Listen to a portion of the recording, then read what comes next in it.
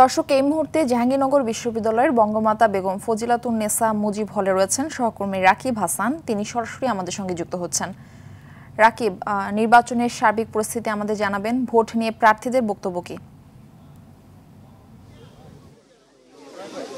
Murphy, জানেন যে আজকে কিন্তু শুরু হয়। এছাড়া ভোট গ্রহণের প্রথম থেকে সুষ্ঠুভাবে চললো, কিন্তু পরবর্তীতে কয়েকটি হলে আসলে অভিযোগ পাওয়া যায়। আমরা এখন রয়েছি হলো বঙ্গমাতা শেখ ফজিলাতুন্নেসা হলে।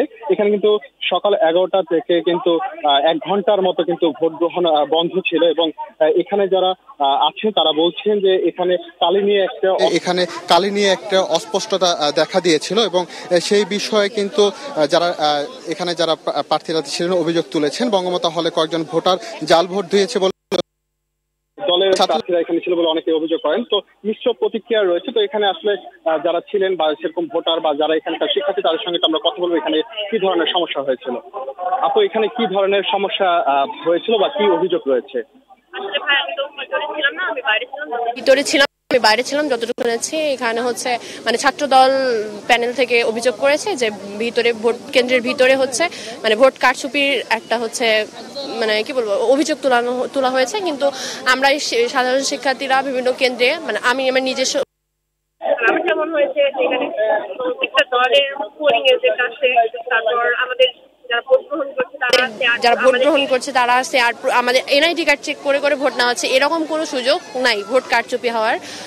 এই একটা ছেলে প্রার্থী মেয়ে ভোটারদের ঢুকলো কি? এখানে হচ্ছে ছাত্র দলের ভিপি শেখ সাদি ভাই বঙ্গমাতা ফজিলাতুন্নেসা হলের ভিতরে ঢুকে গেছে। মানে উনি ওনার অভিযোগের ভিত্তিতে উনি বলছে যে হচ্ছে ভোট কারচুপির কথা শোনার পর উনি ঢুকে গেছে। কিন্তু আমাদের কথা হচ্ছে যে ওনার একজন ভিপি প্রার্থী হিসেবে ওনার মেয়েদের হলের ভিতরে ঢুকে যাওয়া মানে আমাদের কারোরই প্রত্যাশা ছিল না। কারণ হচ্ছে মেয়েদের প্লেস জায়গা একটা সিকিউর প্লেস, সেখানে উনি একজন ছেলে হয়ে আর একজন প্রার্থী হয়ে তো ঢুকতে পারে না। আমরা আরেকটা ভোটারের সঙ্গে কথা বলবো। আপু, এখানে কি ধরনের অভিযোগ রয়েছে? আপনার কাছে কি তথ্য আছে? ভাই, এতক্ষণ পর্যন্ত সকাল থেকে তো আমি প্রীতিলতা হলের ভোটার এবং একজন প্রার্থী। ওখানে সব জায়গায় সুষ্ঠুভাবেই চলছিল। এখানে দেখলাম যে ছাত্র দলের ভিপি পদপ্রার্থী শেখ সাদি ভাই উনি মেয়েদের বুথ পর্যন্ত, উনি অবভিয়াসলি গেট থেকে তো ঢুকতে দিবে, একজন প্রার্থী যেহেতু ভিপি প্রার্থী কেন্দ্র পর্যন্ত ঢুকতে পারবে, কিন্তু কেন্দ্রের ভিতরে প্রবেশ করাটা এটা আমাদের কাছে ভালো লাগছে না বিষয়টা। আর মেয়েদের হলে সেফটিরও একটা ব্যাপার আছে। সবাই নিজের মতো ভোট দিচ্ছে, সেখানে সে অ্যানাউন্স করে দিচ্ছে যে কারচুপির অভিযোগ আছে।